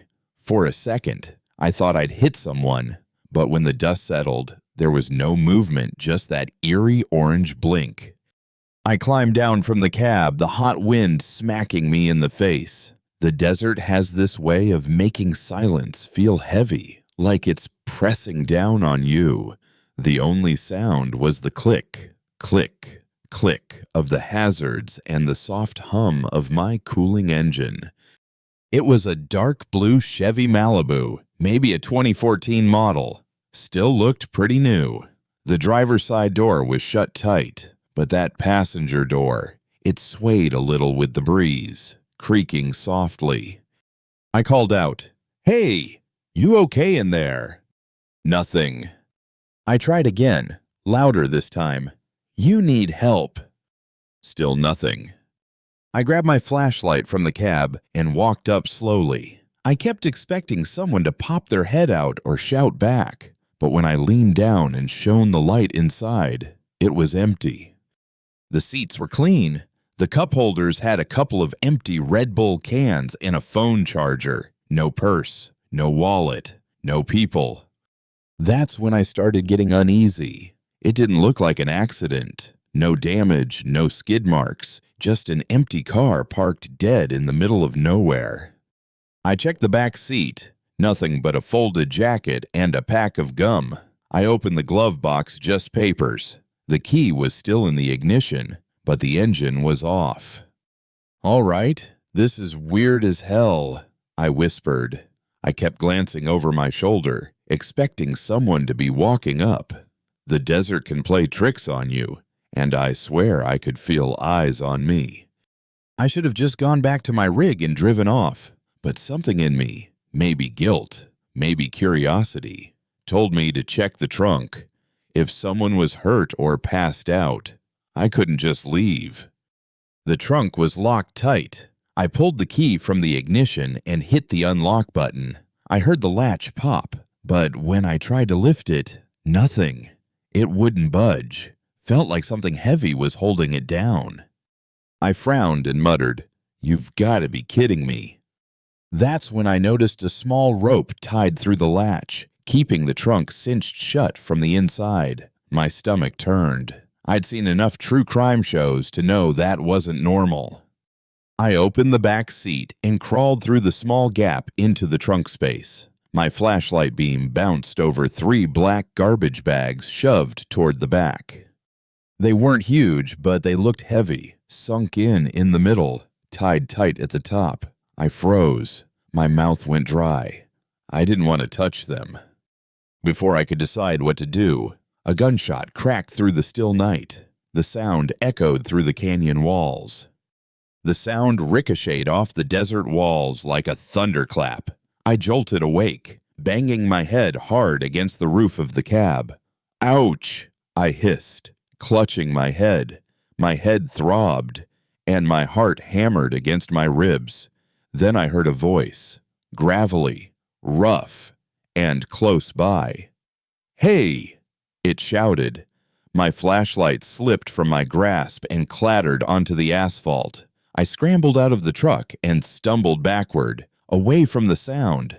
The voice yelled again, even louder this time. "Hey!" That's when I finally saw him. A man stood maybe 50 feet away, just beyond the reach of my headlights. He was short and squat, wearing a filthy white tank top and grease-stained jeans. He sported a red beard and a completely shaved head. In one hand, he clutched a small-caliber rifle, the kind used for hunting small game. In his other hand, he held a shovel. For a long, silent moment, we just stared at each other. I was completely frozen in place. He looked absolutely terrified, not crazed or menacing, almost as if I were the one who was intruding on something. He yelled, "Don't move," and started walking toward me. That snapped me out of my paralysis. I bolted back toward my semi. I don't even remember climbing back in. Just the satisfying slam of the door behind me and the roar of the engine as I cranked it over. My hands were shaking so badly that I almost dropped the gear stick. As I started to pull away, I saw him in my rearview mirror. He dropped the shovel he was holding and waved both arms frantically, shouting something, but I couldn't make out the words. Then he started running after me. "Hell no! Hell no!" I muttered under my breath, flooring the accelerator. The truck lurched forward violently, the tires screeching on the asphalt. I didn't care if I blew the transmission or did any permanent damage. I just needed to get the hell out of there. In the mirror, I saw him sprint back to the old Malibu. A few seconds later, its headlights flickered to life. He was coming after me. My breathing turned shallow and rapid. The road was narrow, and my semi wasn't exactly built for speed. I dialed 911 on speakerphone, my voice shaking as I tried to explain the situation. This is Randy Cole. I'm a truck driver on Route 78 outside of Black Ridge. There's a man chasing me in a blue Chevy. He's got a gun." The dispatcher's voice was surprisingly calm. "Sir, please slow down. Are you injured? No. But he's right behind me. I think he even fired a shot at me. All right. Officers are being dispatched to your location. Please stay on the line with me." I glanced in my rearview mirror again. His car was glued to my tail. He honked his horn and flashed his lights repeatedly, swerving from side to side as if trying to force me to pull over. My knuckles turned white as I gripped the steering wheel. I shouted into the phone, "He's trying to run me off the road. Sir, stay calm. Keep driving straight. Help is on the way." For a good 15 minutes, that bastard stayed right on me. His horn blared, and his headlights flashed like some kind of demented signal. I could feel the trailer swaying dangerously behind me. My mind kept looping back to what was in that trunk, those garbage bags, that length of rope. Finally, I saw red and blue lights appear in the distance ahead. Patrol cars were parked sideways across the road, forming a roadblock. I almost cried with relief. The Malibu swerved at the last possible second, cutting sharply to the right and tearing off into the open desert. The cops jumped back into their vehicles, but it was completely useless. He disappeared into that ocean of sand dunes, his headlights bouncing around erratically until they vanished completely. When I finally came to a stop, my hands were trembling so badly that I could barely shift the transmission into park. The officer who approached my truck looked like he'd just been pulled out of a deep sleep. "Sir, are you the one who called about the chase?" he asked. "Yeah," I said, my voice cracking with emotion. "He's got a gun. Fired it. There's a car back down the road. Trunk's got garbage bags inside." He raised his hands in a gesture of calm. "All right, slow down. We'll check it out. You just sit tight." "Okay," I pleaded with him. "He's not that far away." "Man, you can still catch him if you leave now." But he shook his head dismissively. "Backup's on the way. We'll take care of it." He took my statement, calm and unhurried, as if it were a Sunday morning. I must have told him at least 3 times that the guy had taken off north, toward the dunes. He just nodded slowly and said they'd investigate. They never called me back. I heard later through the grapevine that the police had found the Malibu abandoned just like I'd described, but the trunk was completely empty. No bags, no rope, no sign of the man. They said it was probably just some local hunter who panicked when I stopped. That's what they told me, anyway. But I know what I saw. And I still wake up sometimes in a cold sweat, hearing that single gunshot echoing in my head and seeing that look in his eyes. Not anger, not insanity, just pure, unadulterated panic. Like he'd been caught red-handed, doing something he definitely wasn't supposed to be doing. I still drive nights. It's in my blood. But every single time I pass through an empty stretch of desert and I see a pair of hazard lights blinking in the dark, I don't stop anymore. Not for anything. Because out there, in the middle of nowhere, you never really know what or who you're pulling up on. I've been driving 18-wheelers for close to 17 years now. I started right after my divorce, when the house felt too damn empty, and I figured if I couldn't sleep anyway, I might as well get paid to stay awake. Long nights on the interstate became my therapy. Just me, the steady hum of the engine, and an endless stretch of blacktop that never asked any questions. Back then, I tried to convince myself that I loved the freedom, but the truth is the road slowly turns men into ghosts. You miss birthdays, funerals, whole seasons of life. Your memories start to smell like diesel fuel and burnt coffee. This particular incident happened 2 winters ago, somewhere outside of Amarillo, Texas. Exit 47 to be exact. A truck stop that I'd never even noticed before, even though I'd run that route half a dozen times. I was hauling a load of paper goods from Oklahoma City to Albuquerque. Nothing special, just another routine Tuesday night run. I'd been driving for close to 11 hours straight, so I was already pushing the limits of my hours of service regulations. My dispatcher, Rick, had been blowing up my phone all evening, wanting to know my ETA. Rick to Logan, over. Hey man, you make it past Groom yet? Going to need you in ABQ by 7 sharp.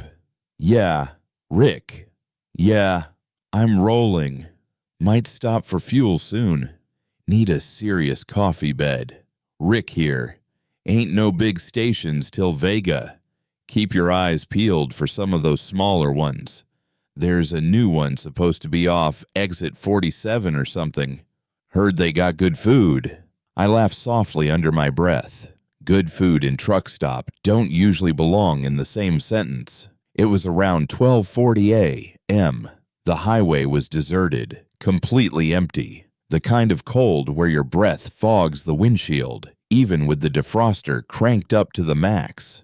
Then I saw it. A faded green exit sign.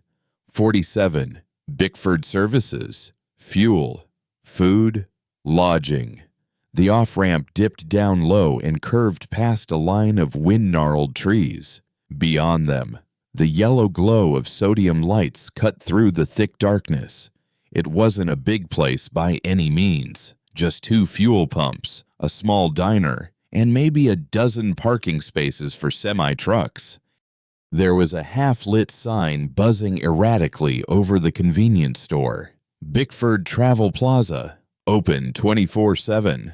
I parked near the far end of the lot, killed the engine, and climbed down from the cab. My boots landed in a puddle of something slick on the pavement, some kind of oily substance that shimmered darkly under the lights. Inside, the air reeked of burnt bacon and floor disinfectant. A woman behind the counter looked up from a crossword puzzle. She was probably in her mid-40s, with tired eyes and blonde roots that had grown out. "Evening," I said. "Coffee still on. If you don't mind it." The clerk replied, "It's strong enough to strip paint." "That's exactly the kind I like," I said. I poured myself a cup, paid, and leaned against the counter. The place was deathly quiet, except for the hum of the refrigerator. "Slow night, huh?" I asked. "Usually is round this time." The clerk replied, "You drive long haul." "Yeah, paper run," I said. "Been up since 600 this morning." "You boys never sleep," she said, smiling faintly. Then she glanced past me, out toward the window. Her face suddenly tightened. "You okay?" I asked. "Yeah, I just thought I saw someone by the pumps," she replied. I turned around. There was nothing there but my rig and a rusty-colored Peterbilt idling a few spaces down. I did notice one odd thing, though. Its passenger side door was wide open, swinging slightly in the wind. "That's someone yours?" I asked. "Don't know," the clerk replied. "That truck's been sitting there since 9:00. Driver came in, bought a pack of smokes, and I ain't seen him since." She said it in a way that suggested she'd been trying hard not to think about it. I stepped outside, coffee in hand.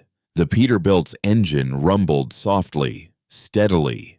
Inside, the cab light glowed dimly, but the curtain behind the seats was drawn shut. "Hey, driver, you okay?" I called out. There was no answer. I took a few steps closer.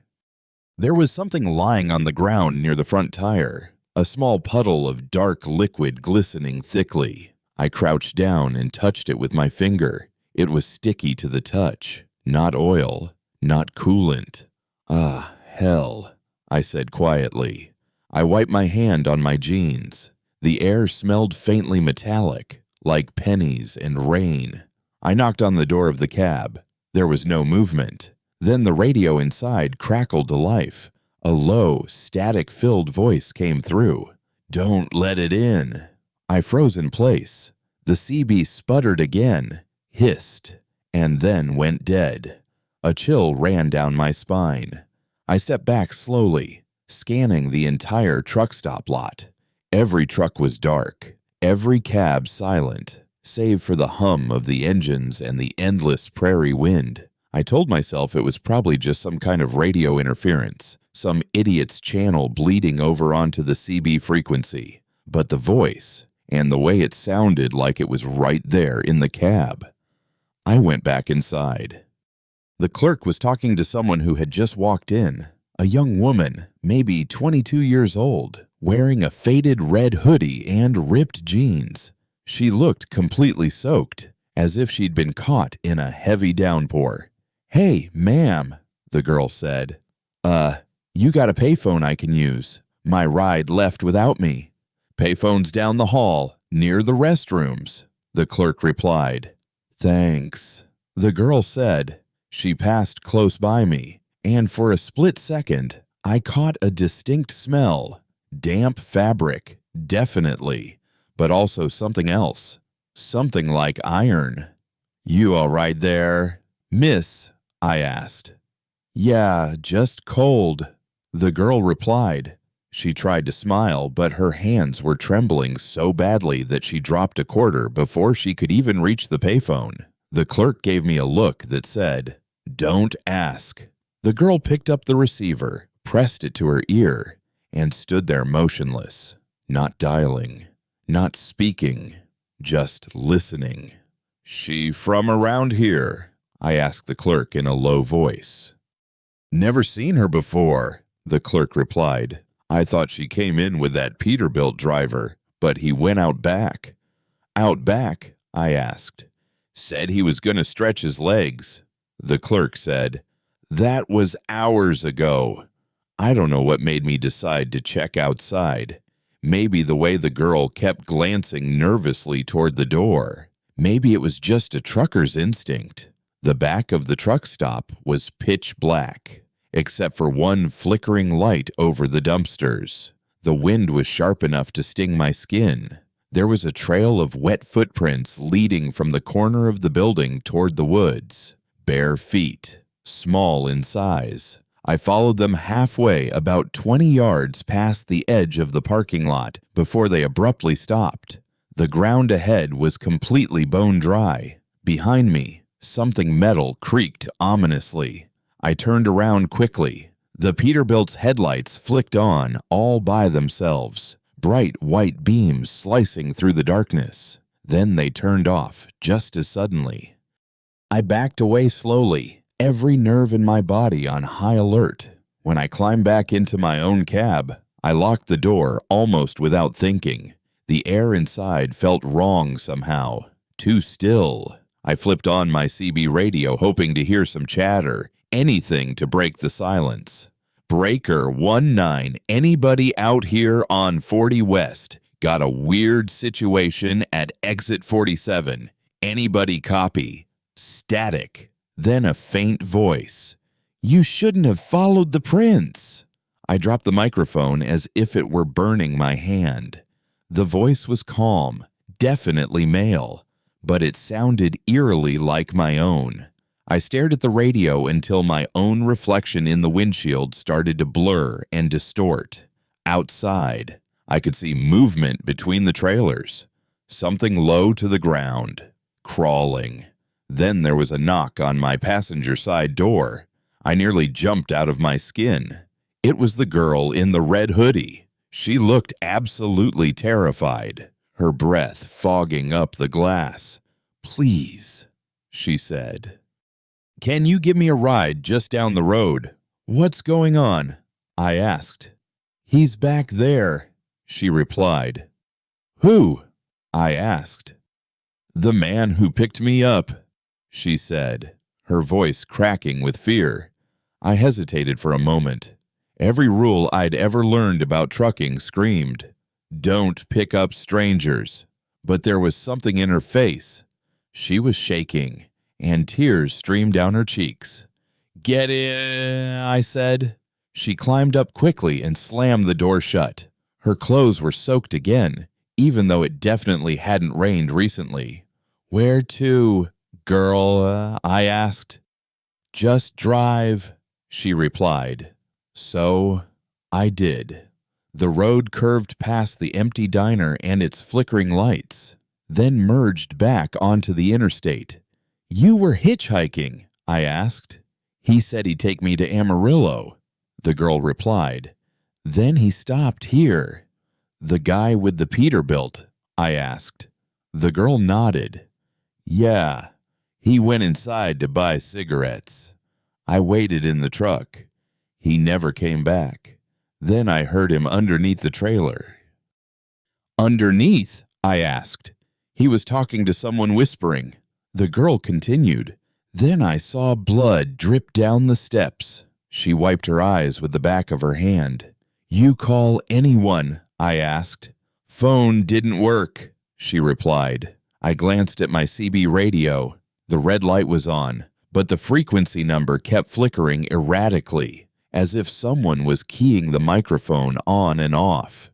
"You sure you're not hurt?" I asked. "It's not mine," the girl said, looking down at her hands. There was a dark residue on her palms. That same smell again. Metallic. Sweet. Wrong. We drove for maybe 10 minutes. There were no other headlights in sight. Then I noticed something incredibly strange. My odometer hadn't moved a single mile. The GPS still showed exit 47, Bickford Plaza. "That can't be right," I said. The girl just stared blankly out the window. "You can't leave until it's done," she said. "What?" I asked, completely confused. "He left the door open," she said. I slammed on the brakes. "What door?" I asked. "Yours," she replied. I looked in the side mirror. My passenger side door was hanging wide open, swinging in the wind, but she was still sitting right beside me, except now her seat was soaking wet, water pooling beneath her. "What the hell?" I exclaimed. She turned her head slowly toward me, her eyes wide and black, like polished obsidian glass. "You shouldn't have followed the prince," she whispered. Then the lights went out. I woke up to sunlight streaming through the windshield. My truck was parked exactly where I had started, at Bickford Plaza. The engine was off. The diner was empty, doors chained shut. The sign above the store was dark. Half of the letters were missing, BCK or Travel Plaza. I stumbled out of the cab, shaking uncontrollably. There were no other trucks in sight, no girl in the red hoodie, just one thing near my front tire. A wet slipper dripping a dark, viscous fluid. I left immediately. I didn't even bother to fuel up. I didn't call dispatch. I just drove until I reached the next town. A week later, at a Flying J truck stop in Tucumcari, I overheard two drivers talking at the counter. "You hear about that fellow went missing out near exit 47, one driver asked. "Which one? Lot of folks go missing out there." The other driver replied, "Nah, this one's new," the first driver said. Found his rig running with the door open. Passenger seat soaked through like someone poured water all over it. No driver in sight. I didn't say a word. I just sipped my coffee and tried my best not to shake. When I got back on the road, I checked my dash camera footage. It had recorded everything up until 12:47 a.m., the exact moment I picked up the girl. After that, there was nothing but static. But right before the feed cut out completely, you can hear me say, "Where to?" And faintly, underneath my voice, you can hear her voice again. Exit 47. Last month, curiosity, or maybe guilt, finally got the better of me. I was passing through Amarillo again, and my GPS pinged the location of the old exit. There was no truck stop, just cracked pavement and weeds. A burned-out shell of a building that might have once been a diner. But parked out front was a single, rusty-colored Peterbilt, engine idling, passenger door hanging wide open. I didn't stop. I didn't even slow down. As I passed, my CB radio crackled on its own. "Don't let it in," the voice whispered. "I've been seriously thinking about quitting the road for good. Rick says I'm just burnt out. But sometimes, late at night, when the fog rolls in thick and the white lines on the highway start to blur together, I see that red hoodie in my passenger side mirror. And once, just once, I saw a small handprint appear on the inside of my windshield, wet, dripping. The stain wouldn't come off, no matter how hard I scrubbed. I had the glass replaced last month. It came back the very next morning. I've been on the road for most of my adult life. You give me a map and a rig, and I can tell you the best truck stops, the worst diners, and every single stretch of road that'll chew your tires up for breakfast. I wasn't born into this life or anything. My old man worked maintenance at a steel mill back in Kansas, but he always said I had diesel fuel running through my veins. Guess he wasn't wrong. After high school, I worked a bunch of odd jobs, auto repair, warehouse loading, even janitorial shifts, but none of them ever really stuck. Then one day, I met a guy named Riley who ran hauls for a small logistics company. He told me the pay wasn't bad, and if I didn't mind long nights alone, it'd be steady work. I liked the sound of that, so I got my CDL, scraped together enough money for an old Peterbilt, and never looked back. 15 years later, I was still doing the same damn thing, alone, wired on bad coffee, chasing miles and minutes. Trucking gives you this strange kind of rhythm. You know, it's quiet but also heavy. You spend so much time alone inside your own head that the silence eventually starts talking back to you. That week, I'd been driving routes for Mackin Freight, a company out of Cheyenne, Wyoming. They handled all kinds of cargo, mostly hardware, farm equipment, and bulk goods. I was doing a solo run from Casper to a small depot just outside Helena, Montana. Simple job. I'd run that particular route maybe 50 times before, but that night, it just didn't feel simple. Nothing about it did. It started like any other ordinary Tuesday.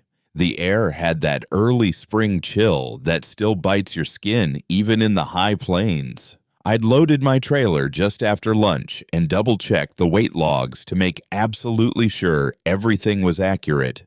42,000 pounds exactly. Everything checked out perfectly. I even cracked a joke with the dock worker. 42,000 on the dot, I said. Must be my lucky day. He grinned back at me. Lucky man. I don't think I've ever seen you take a break long enough to even have any luck. Sleeps for the week, I joked, tapping the thermos hanging by my seat. Coffee and country music. That's my fuel.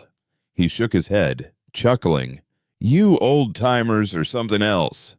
Old-timers, I replied, feigning offense. Buddy, I still got all my hair. Can't say the same for you. We both laughed, but I was already feeling tired even before I'd pulled out of the yard. That was probably my first mistake. I rolled out of Casper around 3 p.m. The sky was overcast, a soft gray color that looked like it could either rain or snow, depending on its mood. The plan was simple: push straight through the night, reach Helena by dawn, and crash at the depot bunkhouse before my next pickup. By midnight, I was still about an hour and a half outside of Helena, somewhere between Roundup and White Sulphur Springs. The road was empty, just long ribbons of blacktop cutting their way through forests and open plains. Every now and then, I'd see a ranch light flickering in the distance, but for the most part, it was just me and the steady hum of the engine. The radio had faded into static about 30 miles back, so I'd been driving in complete silence. My eyelids were heavy, and I caught myself blinking longer than I probably should have been. I slapped myself lightly across the face. Come on, Logan, I muttered to myself. Stay sharp, man. Yeah, Logan Avery. That's me. 38 years old, divorced, with 2 kids back in Kansas that I just don't get to see nearly enough. My ex, Tara, had remarried a guy who worked in tech out in Denver. He seemed like a good dude. My boys liked him, but every now and then, I'd feel that familiar sting when my youngest accidentally called him Dad. That night, I'd been thinking about them more than usual. Maybe it was the unusual silence. Maybe it was just pure exhaustion. My mind just wouldn't stop wandering. Then it happened. It was exactly 12:43 a.m. when I first saw it. A pile of something lying right smack dab in the middle of the road. I slowed down cautiously, thinking maybe a deer had been hit by a car. I flicked on my high beams to get a better look. It wasn't an animal. It was a dress. A red one. Looked like it was made of satin or silk. Something fancy. Definitely. The fabric fluttered slightly in the wind created by my truck's movement. I frowned. The hell, I muttered to myself. I eased past it slowly, peering down from the cab. My headlights stretched far enough ahead to reveal even more strange objects scattered along the road. A pair of boots maybe 30 yards further up, and then a jacket, small, like it was a kid's size. A cold pulse of dread ran through my chest. My hands tightened instinctively on the steering wheel. What the hell's going on out here? I said out loud, even though there was absolutely no one around to hear me. I coasted the truck onto the shoulder of the road, my heart pounding in my chest. The CB radio hissed loudly with static as I reached for it. Breaker 9, anyone got ears on 47 North? I'm seeing some weird stuff on the road up here. Clothes scattered everywhere. Anybody nearby? Nothing but static. Not a single word in response. I turned the radio off. The nearest town was still at least 30 minutes away. If this was some kind of accident, I might be the only person who would come across it for hours. That thought gnawed at me. I just wasn't the kind of person who could simply ignore someone who might be in trouble. So, I grabbed my flashlight, stepped down from the cab, and let the cold Montana air smack me hard in the face. My boots crunched loudly on the loose gravel. It was eerily quiet. No wind, no crickets chirping, not even the distant hum of another truck. Just me and that strange pile of fabric lying in the road. I walked closer cautiously, the beam of my flashlight trembling slightly as I shined it ahead. The dress looked freshly dropped, almost brand new. It was clean, not dusty or worn. I crouched down and touched it gingerly. It was damp, cold and damp, as if someone had been wearing it not long ago. That's when I heard it. A distinct snapping sound coming from the trees on my right. I froze instantly. "Hello," I called out, trying my best to sound calm and steady. "Anyone out there? Are you okay?" Nothing. Just silence, stretching out into the darkness and pressing down on my chest. I swallowed hard, trying to moisten my dry throat. If somebody's hurt, I can call for help. I got a radio, a truck. Another sound cut me off mid-sentence. A whimper, soft and high-pitched, like a little girl crying. "Jesus Christ," I whispered under my breath, my throat tightening with fear. I turned sharply toward the sound, my flashlight beam jittering nervously against the dense tree line. "Hey, where are you?" The crying got slightly louder, but weirdly, it didn't sound completely natural.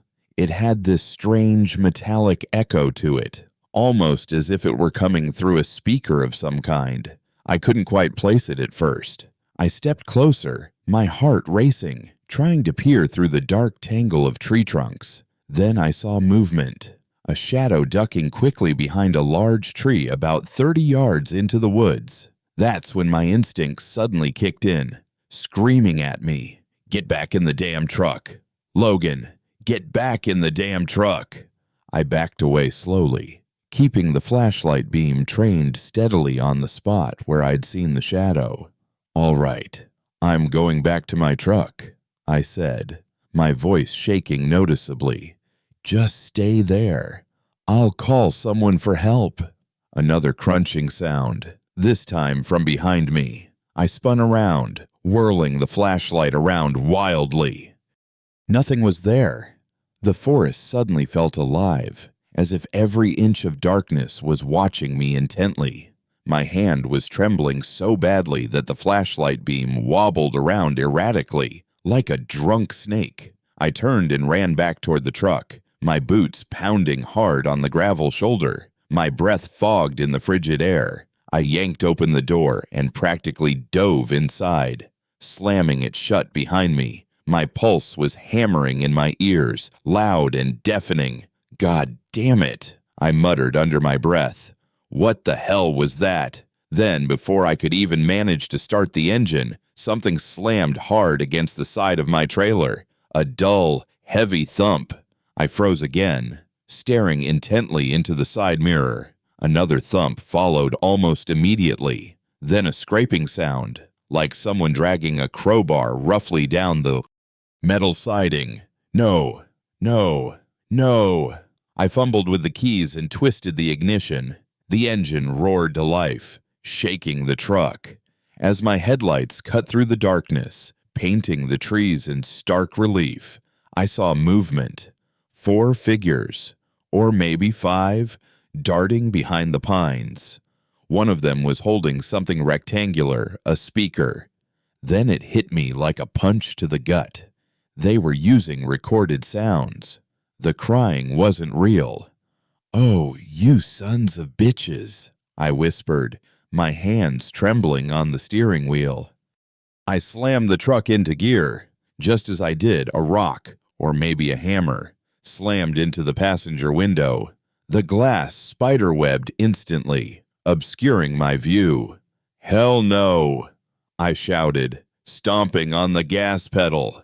The truck lurched forward, tires spitting gravel and dirt. In my rearview mirror, I saw one of them run into the road, waving their arms frantically. I couldn't make out their face, just a hood pulled low and a pale glint of skin under the dim light. I didn't even consider stopping. For the next hour, I was a machine. I didn't speak, didn't think, didn't even breathe properly. I just drove, my eyes glued to the road ahead, my knuckles white on the steering wheel. When I finally saw the distant lights of Helena shimmering in the darkness, I felt like all the air had been sucked out of my lungs. My hands ached from gripping the wheels so tightly. I pulled into the depot lot around 2:15 a.m., the engine sighing as I cut the power. The night guard, Kurt, shuffled out, a Marlboro hanging from his lips as usual. "Jesus, Logan, you look like you've seen a ghost," he said, squinting at me through the haze of smoke. "Not a ghost," I muttered, sliding out of the cab, my legs feeling like lead. "People." "People?" he asked, his brow furrowing. "Yeah, out on 47. Bunch of them tried to flag me down, or worse." He frowned, taking a long drag from his cigarette. "You serious?" I nodded grimly. They had a speaker playing a kid crying, clothes scattered all over the road. They were trying to lure somebody in. Kurt dropped his cigarette, grinding it out under his heel. "You call the sheriff." "I was going to, but I just needed to get the hell out of there first. I can call now." He nodded, his face grim. He went inside to grab the office phone. I sank down onto the edge of the loading dock, burying my face in my hands, trying to calm the frantic hammering in my chest. When the cops finally arrived 20 minutes later, they took my statement. Deputy Harlan, an older guy with a thick, gray mustache, wrote everything down in his notepad, his expression unchanging. "So, you're saying they were using fake cries to lure you off the road?" he asked, his voice flat. "Yeah, and when I didn't fall for it, they started throwing things." "Jesus," he muttered, rubbing his chin thoughtfully. "You did the right thing, not stopping. We'll send a unit out that way." The next morning, I got a call. It was Deputy Harlan again. "Mr. Avery, we went out to that area you mentioned, found the clothes, all of it, just like you said." I waited for the but, and it came. "But," he continued, "no signs of anyone. No footprints worth a damn, and no tire tracks either. Almost like they came out of the woods and disappeared back into it." "You think they're still out there?" He sighed heavily. "Could be drifters, could be worse. Either way, don't stop on that stretch again."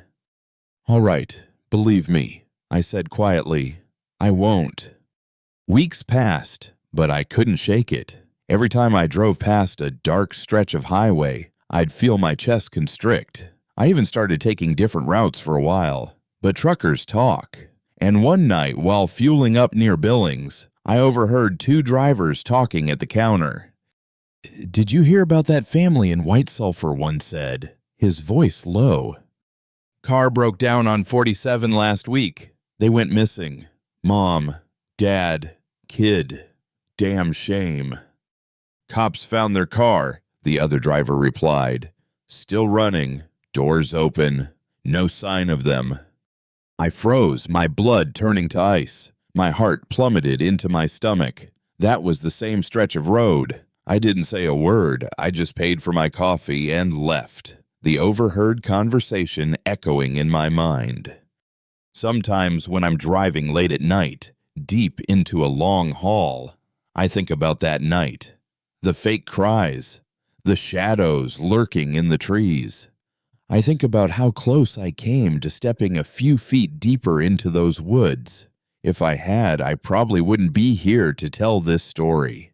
You spend enough time on the road, you see all kinds of things, accidents, drunks, wild animals, but nothing truly prepares you for the moment you realize some monsters don't hide under your bed. They hide on the highway, and they wait for the next driver, the next good Samaritan, the next fool too tired to think straight.